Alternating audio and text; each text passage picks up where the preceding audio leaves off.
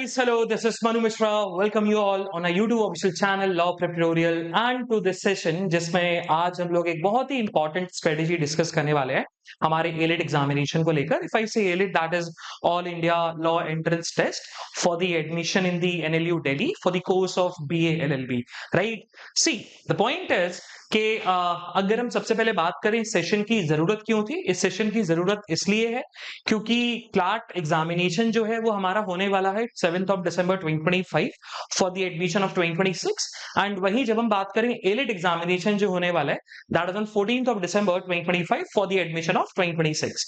But the point is कि कहीं ना कहीं बहुत सारे बच्चे they are now very much well confused कि यार कि मुझे क्लार्क तो देना ही देना है. क्लार्क को लेकर I am pretty much sure, but again elite को लेकर भी ना I want to give ALET, right? Because कोई भी नहीं चाहता कि NLU दिल्ली में एडमिशन ना मिले, right? I have seen lot of people जिन्होंने नालसार छोड़ा है, जिन्होंने NUJS छोड़ा है, even I have seen people जिन्होंने NLS छोड़ा है NLU दिल्ली के लिए.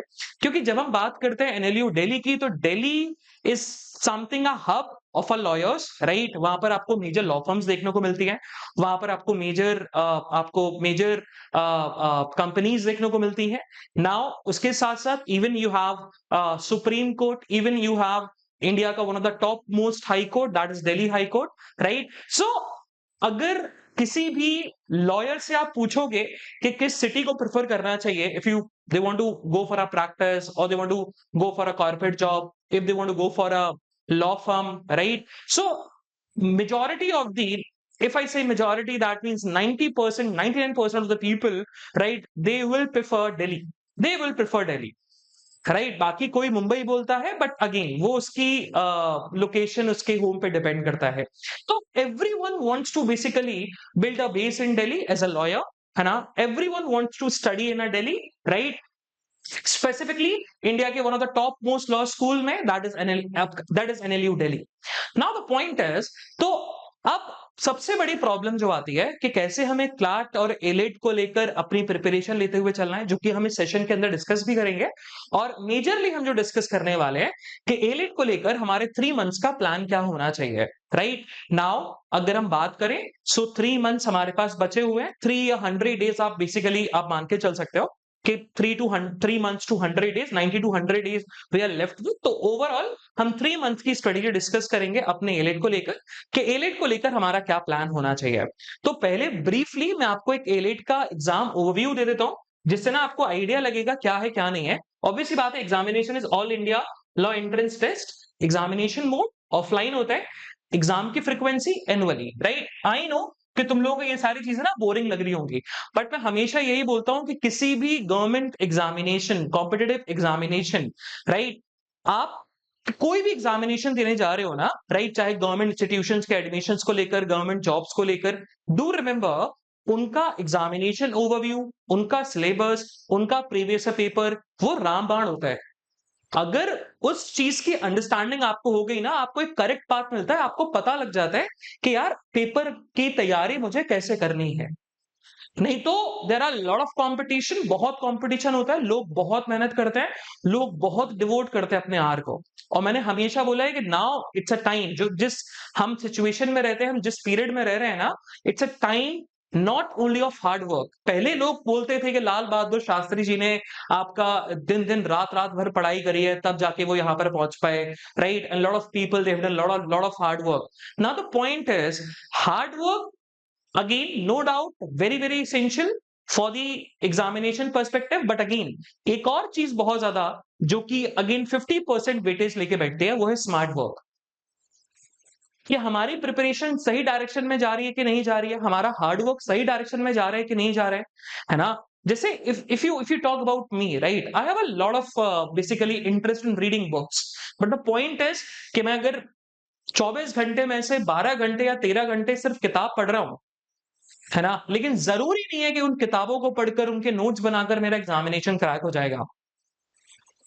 मेरा एग्जामिनेशन क्रैक 5 घंटे पढ़ के भी हो सकता है, लेकिन अगर मैं वही सोर्स पढ़ूं जो एग्जामिनेशन में पूछा जा सकता है, उसी के नोट्स बनाऊं जो एग्जामिनेशन में पूछा जा सकता है. So again you have to be mentally very well prepared, right? और इसके लिए आपको बैकग्राउंड और छोटी छोटी इंफॉर्मेशन समझना ना बहुत जरूरी हो जाती है, राइट। एनएलयू दिल्ली यूजी के कोर्स के लिए होगा, बिकॉज होता यूजी के कोर्स के लिए भी है, पीजी के कोर्स के लिए भी है, बट मेजरली अपन एलिट यूजी की बात करेंगे।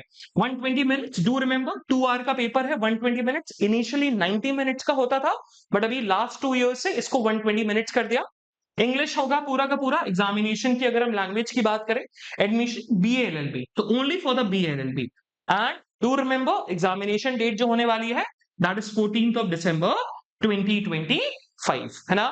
14th ऑफ दिसंबर 2025 आपका एग्जामिनेशन होगा। 7 आपका क्लैट 2026 है एंड 14 दिसंबर 2025 इज एलिट 2026। तो एक हफ्ते का आपको टाइम मिलेगा क्लैट के एग्जामिनेशन के बाद, एंड नेक्स्ट संडे, राइट, या हम बोल सकते हैं second Sunday of December month आपको एल एग्जामिनेशन देता हुआ नजर आएगा। अब स्ट्रेटेजी की अगर हम बात करें, स्ट्रेटेजी को मैंने 2 पार्ट में डिवाइड करके रखा है। पहला मैंने ओवरऑल चीजें डिस्कस करी हैं कि अल्टीमेटली आपको कैसे करते हुए चलना है, क्या टिप्स एंड ट्रिक्स हैं और चीजें कैसे इंप्रूव करते हुए चलना है, एलेट को लेकर एक ओवरऑल स्ट्रेटेजी क्या होगी। एंड देन सेकंड फेज जो होगा वो हमारा सब्जेक्ट स्पेसिफिक होगा। सब्जेक्ट स्पेसिफिक की जब हम यहां पर बात करते हैं तो subject specific means what? Subject specific means कि मैं इंग्लिश, लॉजिकल रीजनिंग एंड आपके जीके और करंट अफेयर्स को लेकर सब्जेक्ट स्पेसिफिक भी चीजें बताता हुआ चलूंगा, स्ट्रेटेजी बताता हुआ चलूंगा। First I will give you an overall strategy. सबसे पहले जब हम यहां पर बात करते हैं, so first step that you have to follow, that is you have to comprehend the examination pattern, right. अब एग्जामिनेशन पैटर्न कॉम्प्रिहेंड का मतलब क्या है कि आप एलिट एग्जामिनेशन पैटर्न को समझना बहुत जरूरी है। और एलिट एग्जामिनेशन पैटर्न को समझने के लिए there is only one source, that is previous year paper. And I would be recommending आप 2023 से लेकर 2025 तक के प्रीवियस पेपर उठाओ, लास्ट 3 इयर्स के प्रीवियस पेपर उठाइए, उनको सॉल्व करना स्टार्ट करो, right. And do remember, I know, और ऐसा होगा भी कि तुम 50 या 60 स्कोर भी नहीं कर पा रहे होगे या उससे भी कम स्कोर कर पा रहे होगे, होगा ऐसा। लेकिन अगेन आपको ये पता तो लगेगा कि मैं कितना स्कोर कर रहा हूं। एंड अगेन सेकंड चीज आपको पता लगेगी कि भाई क्या पूछा जाता है, कितना डिफिकल्ट लेवल है। एंड जब आपको अपनी कमियां पता लगेंगी, आपको पता लगेगा कि these are my loopholes and these are the things जिसकी वजह से मेरा एलिट में स्कोर नहीं आ पाया प्रीवियस पेपर में, आप उन पे काम करना स्टार्ट करोगे, जिससे हम प्रिपेयर हो पाएंगे आपके 2026 एलिट के लिए, राइट। 2026 का एलिट मतलब जो अभी 14 दिसंबर 2025 को होने वाला है। डू नॉट गेट कंफ्यूज कि नेक्स्ट ईयर के लिए नहीं, ठीक है। तो ये चीज याद रखिए। तो प्रीवियस पेपर के थ्रू ही आप कॉम्प्रिहेंड कर सकते हो एलिट एग्जामिनेशन पैटर्न को। सेकंड चीज जो अगेन आपका सुबह उठकर आपका रामायण होना चाहिए, राइट। जैसे सुबह उठकर हम अपने दादा दादी, राइट, लोगों को देखते हैं, दादा दादी नाना नानी को देखते हैं कि सुबह उठकर वो गीता का श्लोक पढ़ते हैं, राइट, या कुरान की आयत पढ़ते हैं। तो वैसे ही आपको भी मेक श्योर करना है कि आपका जो सिलेबस है ना वो आपके लिए क्या है, दैट इज योर गीता का श्लोक। आप मॉर्निंग उठोगे, मॉर्निंग उठ के एलेट और इवन क्लैट दोनों का सिलेबस आप बेसिकली उनको रीड करोगे और उनको समझने की कोशिश करोगे। डेली करिए, डेली करो, कोई दिक्कत नहीं है। It's a boring task, 5 minute का टास्क है, आप उसको करो लेकिन समझने की कोशिश करो। मैं गारंटी बोल रहा हूं, अगर आप सिलेबस, अगर आपने रोट लर्निंग कर ली, उसकी सिलेबस की अंडरस्टैंडिंग ले ली, आप न्यूज़पेपर पढ़ते समय आपको पता होगा कि ये चीज एग्जामिनेशन में आ सकती है, ये चीज एग्जामिनेशन में नहीं आ सकती। आप मॉक सॉल्व करते समय ये खुद डिटरमाइन कर पाओगे कि यार इस लेवल ऑफ डिफिकल्टी का क्वेश्चन आ सकता है कि नहीं आ सकता, या इस टाइप के क्वेश्चन पूछे जा सकते हैं कि नहीं पूछे जा सकते। So do remember, syllabus is something, your Gita का श्लोक या कुरान की आयत या अगेन योर बाइबल का आपका कोई Frost, right. Do remember that. तो सिलेबस आपको मॉर्निंग में डेली उठ के बेसिकली पढ़ते हुए चलना है। नाउ सेकंड चीज जो आपको करनी है that is make a time table. Now the point is again you guys are very well motivated, बहुत मोटिवेटेड हो, सब लोग जाना चाहते हैं, सब लोग मेहनत करना जानते हैं, सब लोगों को पता है कि मुझे एडमिशन चाहिए एंड एडमिशन मुझे मिल जाएगा तो बहुत हद तक मेरे लाइफ और मेरे फ्यूचर में एक पॉजिटिव स्टेप आएगा। Everyone knows that and everyone wants to get admission, right. But the point is कि हमें अपनी पढ़ाई को स्ट्रेटेजाइज करना है and for that you have to make a timetable and do remember, है ना, do remember बहुत सारे एस्पिरेंट जो गलती करते हैं, जो एलिट और क्लैट दोनों को टारगेट करते हैं, उनके साथ जो गलती होती है दैट इज व्हाट, कि वो बहुत ज्यादा डिफरेंशिएट कर देते हैं क्लैट की प्रिपरेशन को और एलिट की प्रिपरेशन को, और यही सबसे बड़ी गलती होती है, right? You don't have to basically differentiate very much ALET and CLAT की preparation, right? Second point, बहुत सारे बच्चे ऐसे होते हैं जिनको लगता है कि क्लैट और एलिट की प्रिपरेशन में कोई अंतर नहीं होता है ना, तो ये दोनों लोग गलत हैं, राइट? आपको समझना पड़ेगा कि एलिट और क्लैट में क्या कॉमन है और एलिट और क्लैट में क्या कॉमन नहीं है, तब आपको आइडिया लगेगा कि जो चीज कॉमन नहीं है उस चीज को लेकर I have to devote a separate time, मुझे एक सेपरेट टाइम डिवोट करना पड़ेगा। एग्जाम्पल के तौर पर, जैसे क्लैट में भी लॉजिकल रीजनिंग आता है, analytical reasoning, basically logical reasoning मतलब it includes critical and analytical reasoning both. CLAT में एनालिटिकल रीजनिंग लास्ट ईयर हमें देखने को मिला, but again not that much weightage, not that much of difficult level, but if you compare with the ALET one, ALET में analytical reasoning की आपको weightage ज्यादा देखने को मिलेगी, डिफिकल्टी लेवल ज्यादा देखने को मिलेगा। क्रिटिकल रीजनिंग आपको ज्यादा देखने को मिलेगा as comparison to CLAT. CLAT में भी क्रिटिकल रीजनिंग आता है, एलिट में भी आता है, but level of difficulty elite में ज्यादा है। क्लैट में स्टैटिक जीके एज सच नहीं पूछा जाता, एलिट में स्टैटिक जीके पूछा जाता है।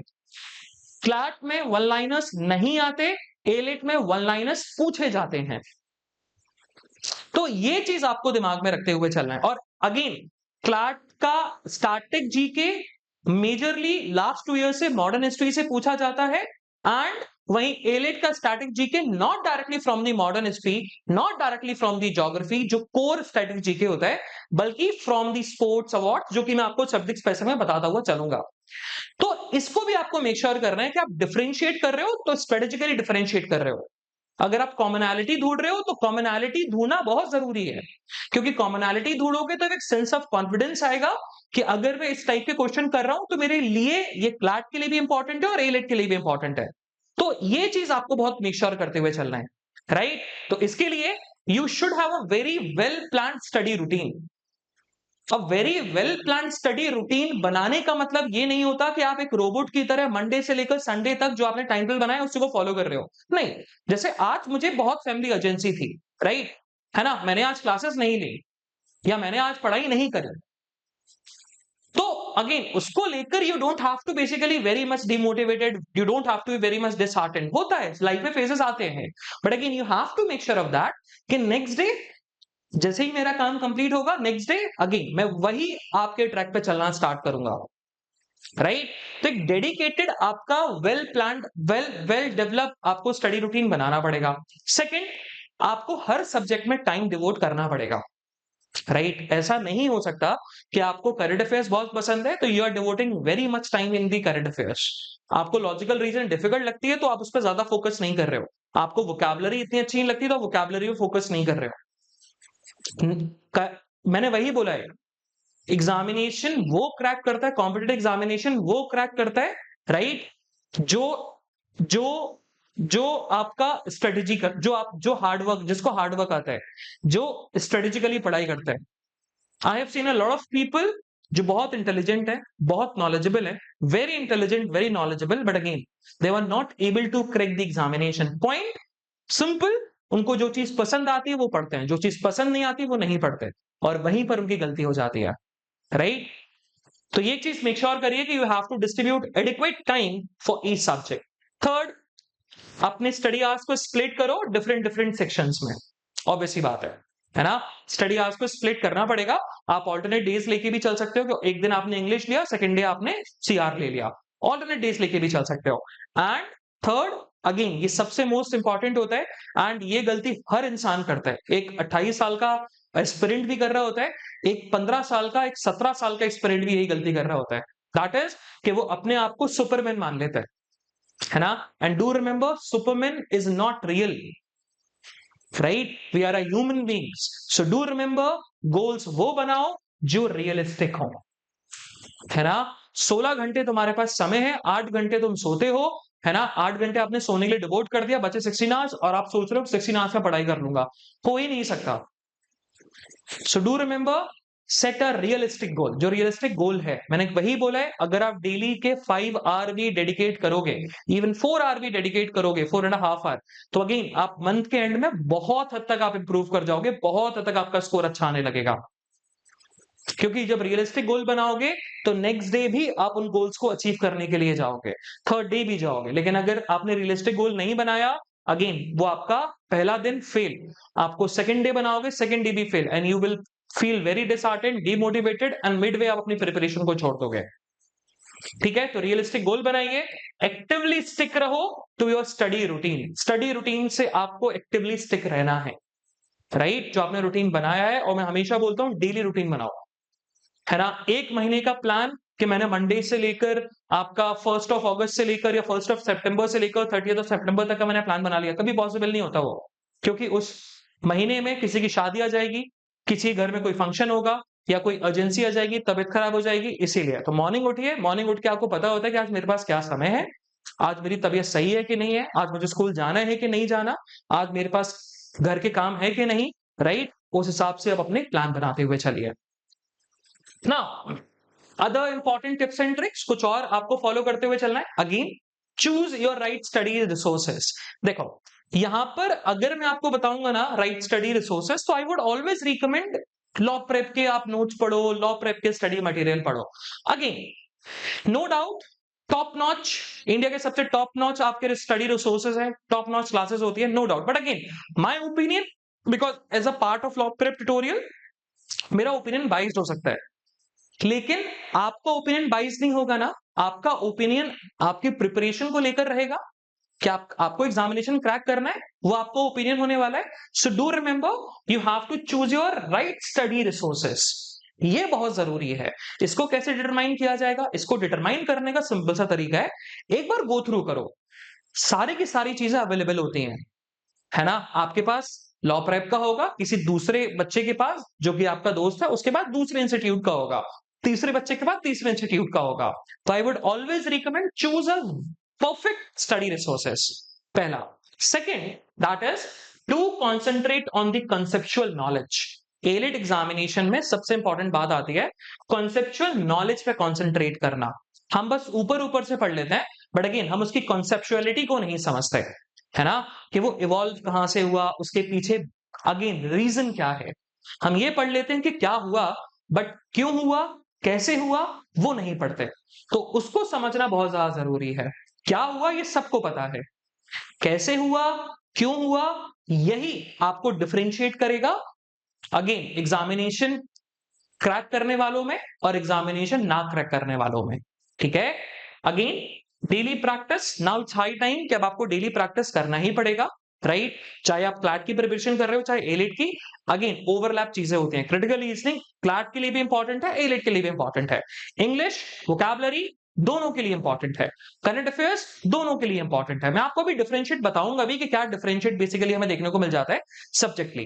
ठीक है, लीगल, अब लीगल मेजरली एलिट में नहीं आता, बट दैट डजंट मीन कि लीगल एप्टीट्यूड के क्वेश्चन नहीं पूछे जाते हैं, लॉजिकल रीजनिंग सेक्शन में आते हैं, कम वेटेज होता है लेकिन अगेन आता है।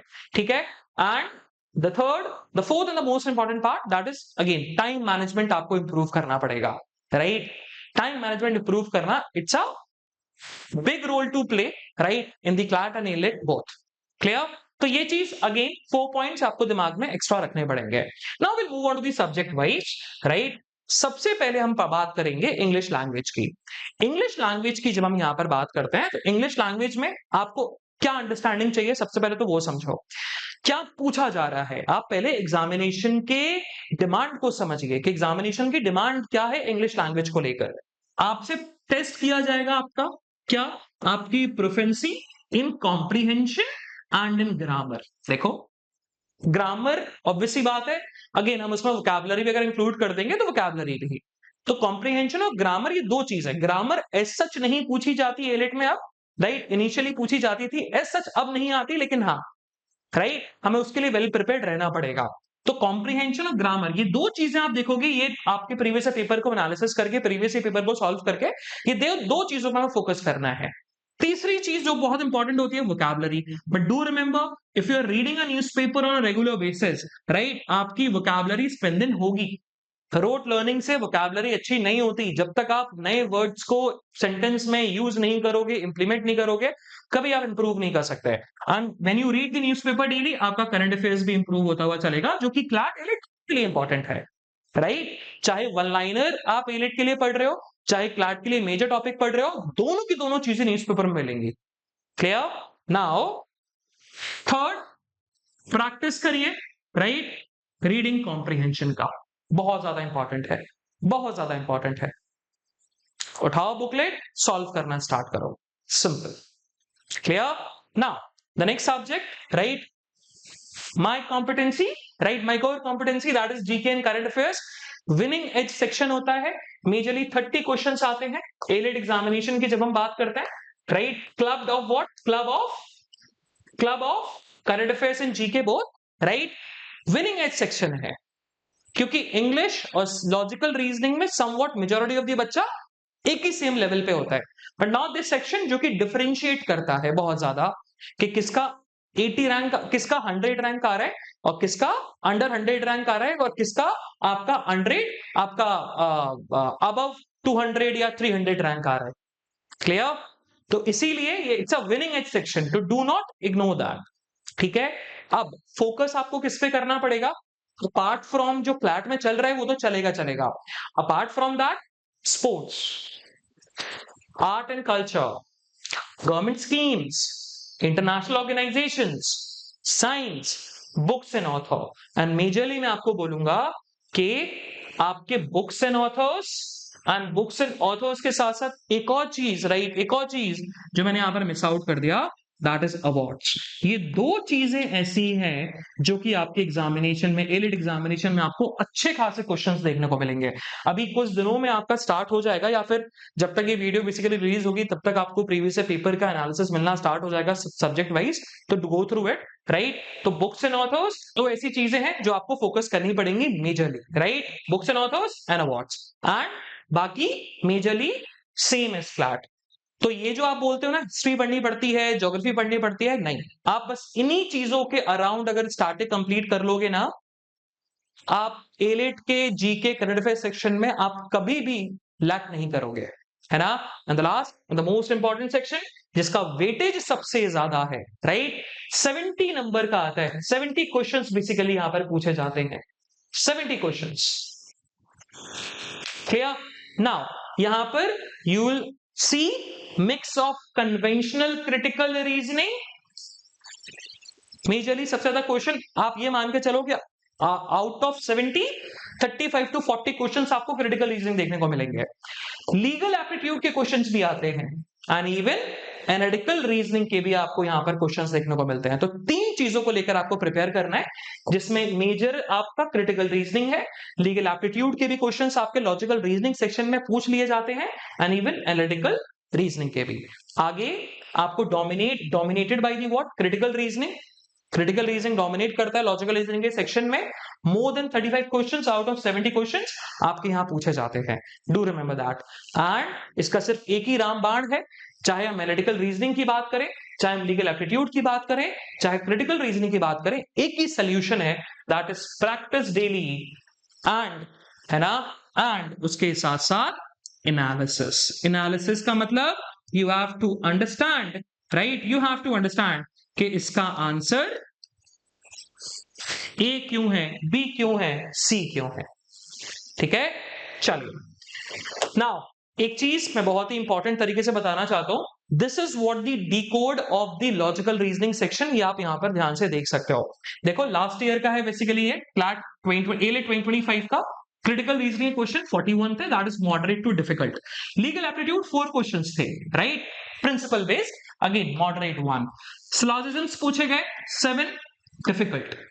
Analytical reasoning 3 question, again easy to moderate. मैंने क्या बोला, जो चीज आपको नहीं आती ना वो हमेशा आसान होती है। एनालिटिकल रीजनिंग आपने नहीं गो थ्रू करा, इसीलिए अगेन इजी टू मॉडरेट ही है वो, राइट? सीरीज के भी क्वेश्चन आए 8, moderate to tough. Analogies 6 question, easy to moderate. Coding 1, तो अब आपको समझ में आ रहा है कि अल्टीमेटली, क्योंकि देखो ये चीज ऐसी है और ये चीज ऐसी है, ये दोनों चीज ऐसी है जो आप क्लैट के लिए प्रिपेयर करोगे, जो कि मेजॉरिटी क्या 45 क्वेश्चन आउट ऑफ 70 यही आपका गैदर लेके चल रहे हैं।